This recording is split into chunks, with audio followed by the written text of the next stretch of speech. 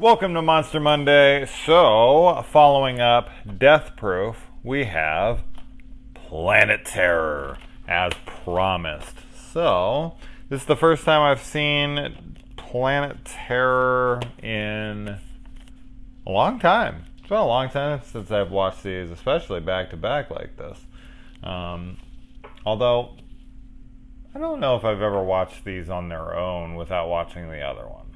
I feel like they're meant to be watched together since they have some reoccurring characters and obviously the memory of going to Grindhouse in the theaters, but I don't know if I've ever watched them separately. But okay, so now with Planet Terror, I had so much fun with this movie in the theater, and I just was laughing, having a great time the entire time.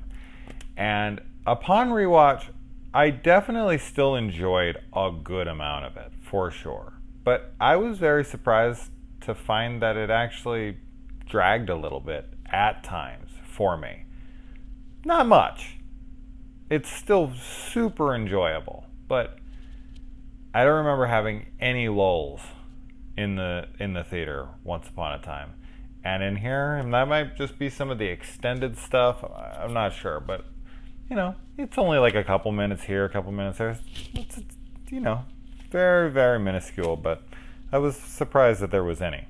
The music, I think, with Robert Rodriguez being a musician himself and the fact that he writes and directs and edits and does all of the stuff at his house, and dude is talented as all hell. And I really like the music in this movie that he did. I love the theme song and most of the music within. It's more of a score as opposed to Tarantino's soundtrack where he likes to use pop culture type songs. But I did really enjoy the music this time around. Not that I didn't ever like it before. I just really, as I say, I look at these sometimes with a more critical eye since I started the channel, so I'm really trying to pick out every single little detail about the movie that I like. And yeah, man, the music was pretty kick-ass. So the trailer for Machete is intact here, which I find kind of odd. I feel like Death Proof should have the Werewolf Women, the Don't, and the Thanksgiving trailer before it. If this one has the Machete trailer before it. I also noticed that there was another, I think it's a fake trailer.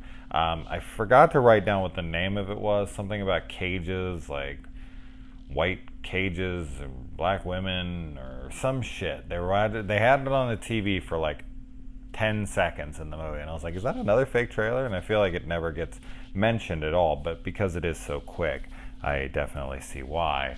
But obviously throwing back to the old, it might actually be a movie. I doubt it. I'm pretty sure it's another little faux trailer there. But that said, I just wanted to mention it because we always talk about all the other ones, and this one doesn't really get any mention. And it is an homage to the women behind bars, the women in chains, exploitation movies that we used to get. So yeah, there you go. All right, so Planet Terror stars everyone. Holy shit, does this have a lot of people in it. You got Rose McGowan, who is in both of this and Planet Terror. You got Freddie Rodriguez, who I've seen him around for sure. I recognize his face, absolutely. But where I know him best from is from the HBO show 6 Feet Under. And I can't really place much else I know him from. I know I've seen him a good amount of times, but as soon as I saw him, I was like, 6 Feet Under. We got Josh Brolin here, so we got Thanos himself. We got Marley Shelton, who I really enjoy in this, and she is on the poster. She's the poster I had in my house with the doctor. I think the tagline for that poster was you're gonna feel a little prick or something like that. And she had the needle and she had the makeup. It was a great poster. But I really like her in this. And Jeff Fahey, of course, big Jeff Fahey fan. Anytime I think of Jeff Fahey, the first movie that comes to mind is Psycho 3. Big Psycho 3 fan. The watch the guitar stuff, all that stuff. The lamp scene, I talked about that in my Psycho 3 review. I did all the Psycho movies, and that lamp scene is always stuck in my mind. What a weird ass fucking scene that was. I mean, body parts, and I mean, Jeff Fahey, freaking Lawnmower Man, he's been in everything. But I don't know, Psycho 3 for me, always. We got Michael Biehn in here, of course, Kyle Reese from Terminator. And even Bruce Willis, who I think is uncredited in the film. We also got Saeed here from Lost.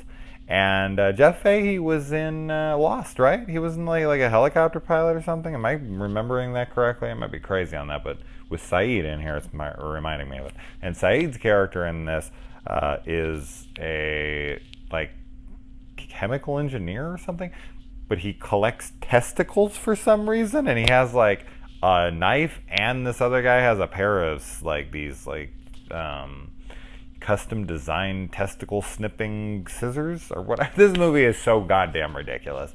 It is hard to take one single thing in the film seriously. You're not supposed to take anything seriously, but won't stop me from breaking down some of the logic within this, but all for fun. I get it. It is supposed to be silly. The gore in this is on point. There's some really great gore. There's some really good, like, I like when this is what I love about Planetary, and this is what I love about movies like this.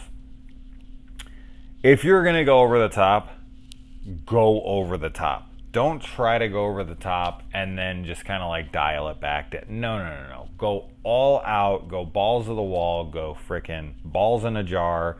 Whatever. Have fun with it. Let the gore and the blood flow. And it does. Especially there's this scene in there where they're driving a truck and they're just hitting bodies left and right. And it reminds us of that RoboCop scene when the guy gets hit by the truck and boom, he blows up. It's just, there's like 6 of those in a row, and it's just awesome stuff. And the zombies in this, is if that's what you want to call them, they're zombies. Those are the monsters for Monster Monday. They are vicious, man. These are some strong, fast zombies. They can rip people limb for limb in a second flat.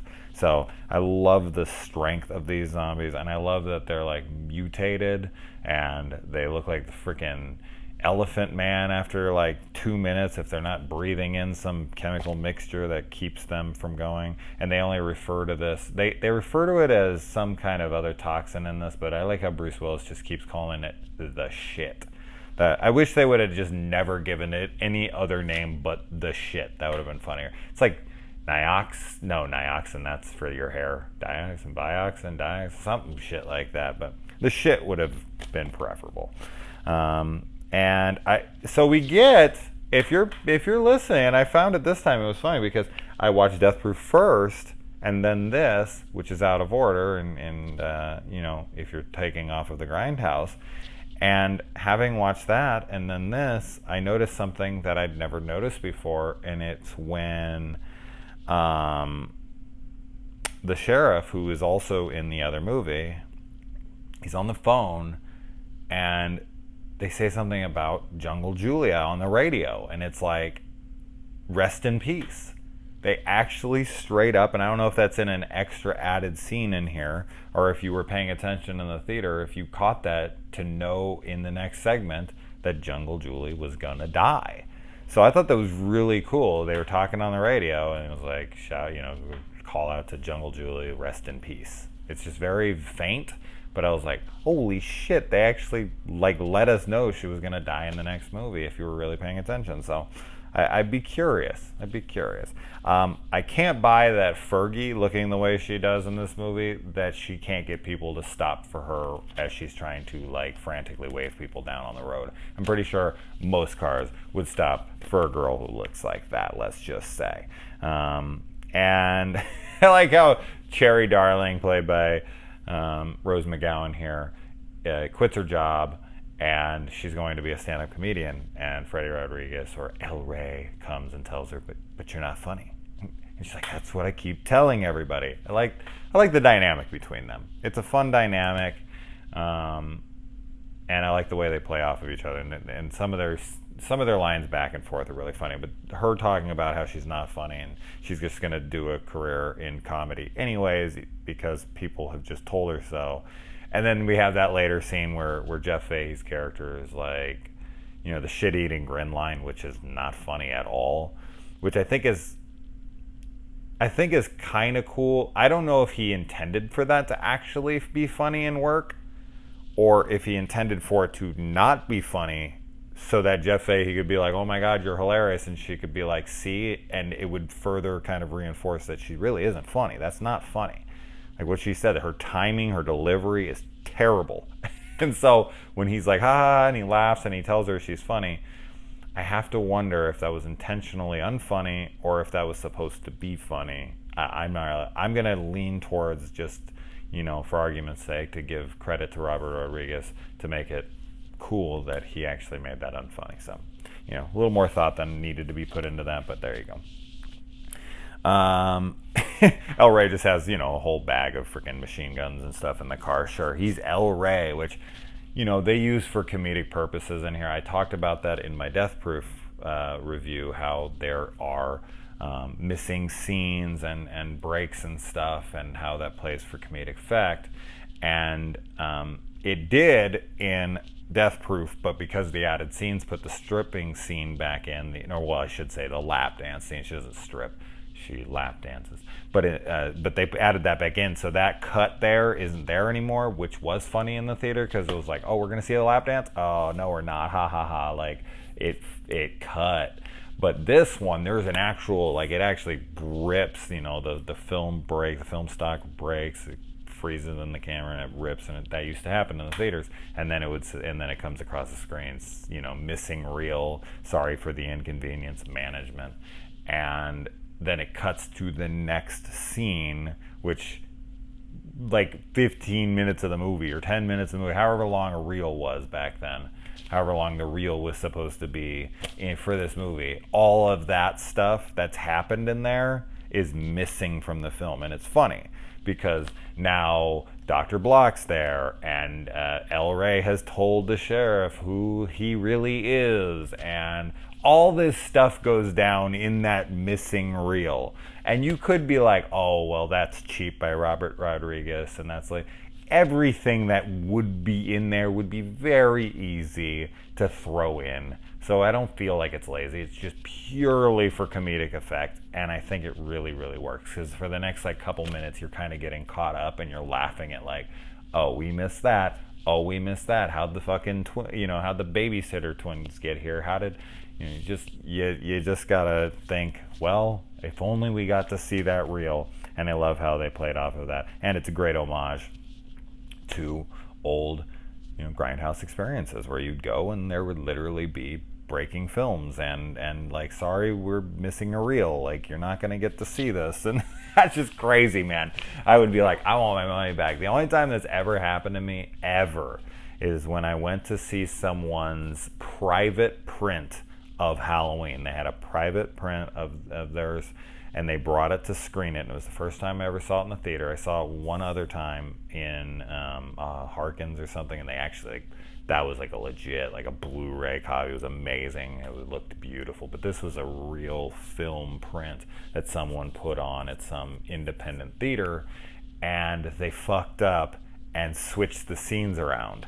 They're one reel and the other, and they fucked it up. And so Bob dies, and then they put it back on the other reel. Because when it happened, I was like, they missed something here. There's a big missing reel. And then as soon as Bob and Linda die, then boom, it cuts back, and it's them in the van making out. And I'm like, didn't these guys die? Of course, I've seen the movie a trillion times, so I knew exactly what had happened. But we were all laughing in the theater because every one of us had seen the movie many, many times, and we all knew what was going to be the next thing. It would be funny to know if there was anyone in the theater it was their very first time seeing it, and we were like, huh? Are they pulling some kind of Quentin Tarantino shit here? we'll call back to here. But yeah, like where it's, non-linear and they're moving things around. So I got to experience that. I never got to see a grindhouse movie. I never got to see something in the 70s on like 42nd Street, which is a damn shame. But I'm glad for my own health that I wasn't around to see a movie in the 70s like that. Otherwise, I'd be much older than I am and closer to death. Although I could be close to death. I could die tomorrow for all we know. But statistically, I'm all right.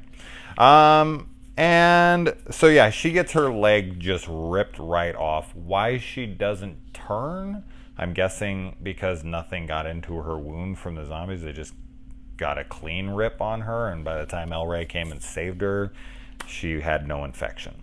The whole "I never miss" line is really funny, especially the way he plays it twice. Well, he plays it throughout, but the way he plays it at the end with the baby in the tummy, like, that's fucking ridiculous. It made me laugh out loud.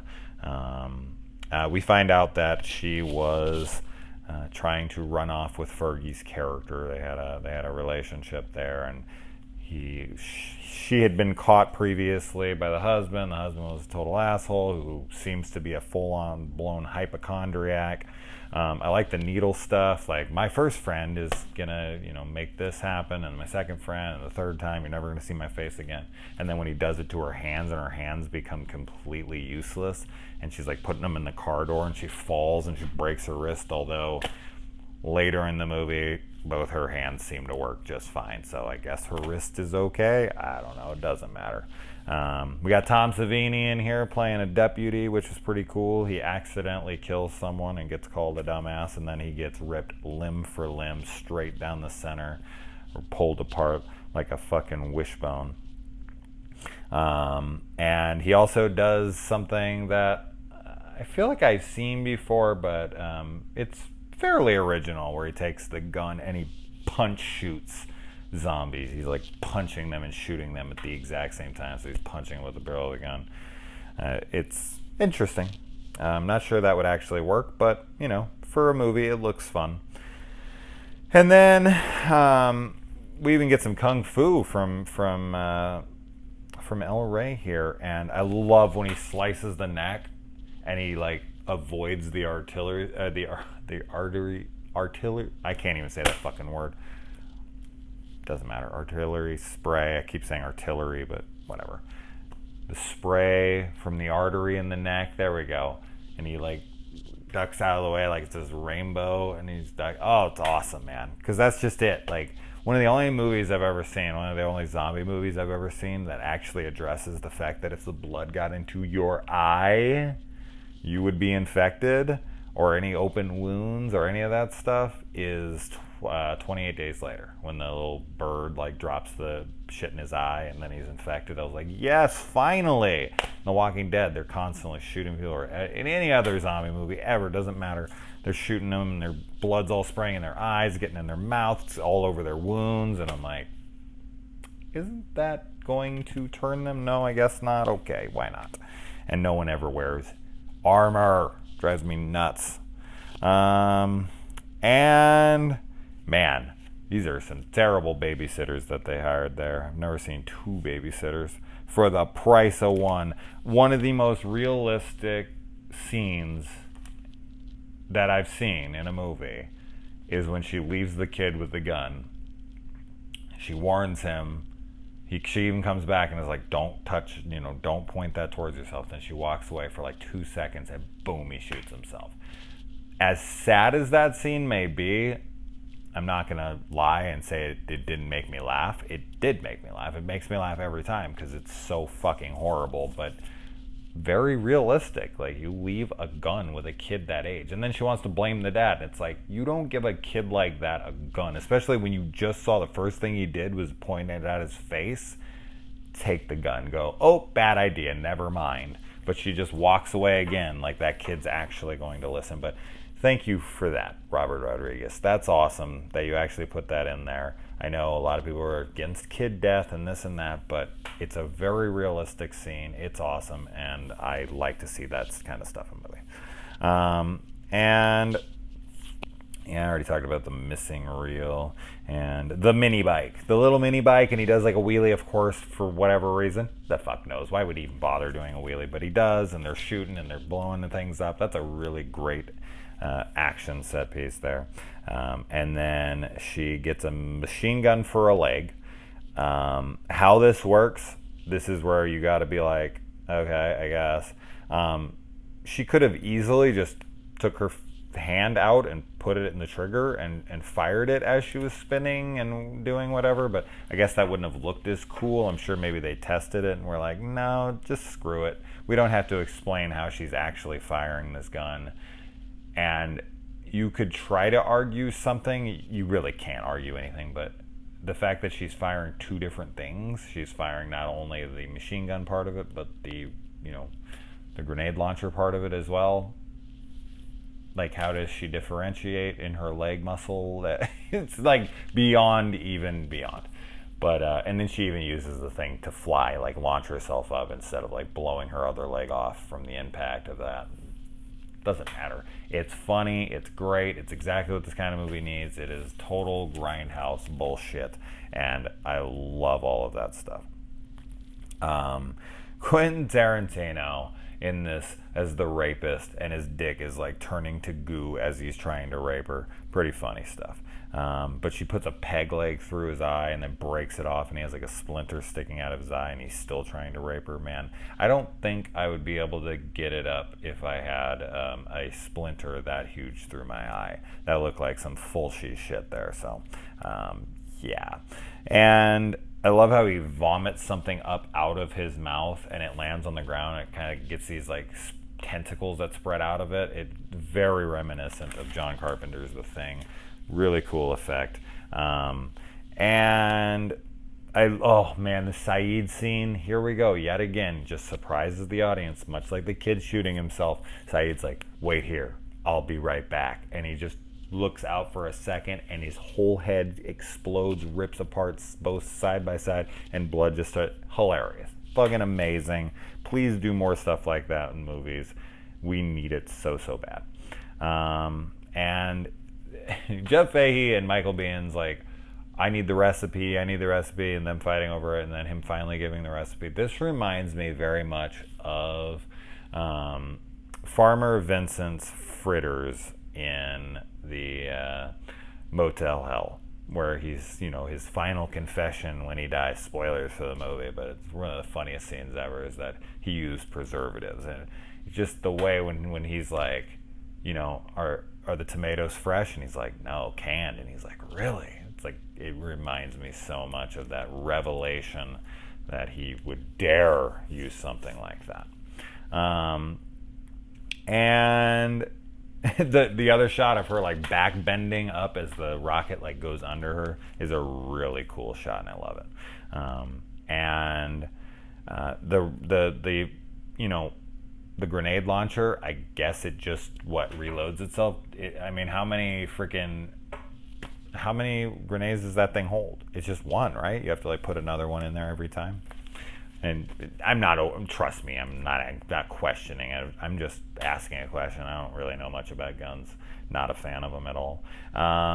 And why Dr. Block, the female Dr. Block here, goes to the other helicopter makes no sense to me at all. It's just convenience to get her in that helicopter with her husband. Maybe they told her to go get something and I missed that, but I just don't see what she possibly would have needed to go over there for, even if they did say something. I can't imagine there was anything good enough for her to even bother. So maybe they were like, you need to go see if there's keys for this one in there. I don't know. But the dad saves her. Oh no. Ooh. But yeah, Jesus Christ, I almost just coughed all over the place, and I don't want to have to edit this. Oh wait, I can edit this because it's a Monster Monday, so technically I could, but I'm not going to. Anyway, so the dad saves her after basically telling her she's trash and she needs to get the fuck off of his property, but he saves the day. So it's like a little moment between them, but they don't really earn that moment all that much. But it didn't really need to be all that much. We get the helicopter blade kill where the helicopter's coming down and cutting up the zombies. Definitely not the first time we've seen that, but still always cool. And then El Rey tells her to go to Mexico, put her back to the ocean, and she goes there and she becomes some leader of the survivors of the zombie apocalypse. And now she has like a freaking, turret gun leg or something, and she did have a kid, and Dr. Block's there with a bikini and machine guns, and there's a sexual attraction from Block to Cherry when she's like, I'm Cherry, and she's like, you sure are, and she hugs her and all that. They don't really explore that anymore in the movie. It's not like I see them together, but that pilot dude seemed to get the two twins, so he's doing pretty good for himself. But yeah, so there you go. Planet Terror and Death Proof, all talked about. A fun movie. Lots of fun going ons in it. Have you guys seen this? I sure as fuck hope you have. Because I'm always surprised when people are like, oh, I listened to like a 25-minute breakdown of the entire movie, but I still haven't seen it. Like, you should watch it. Check it out. It's good stuff. Anyways, all right, I got to do Jackie Brown. See you in a minute.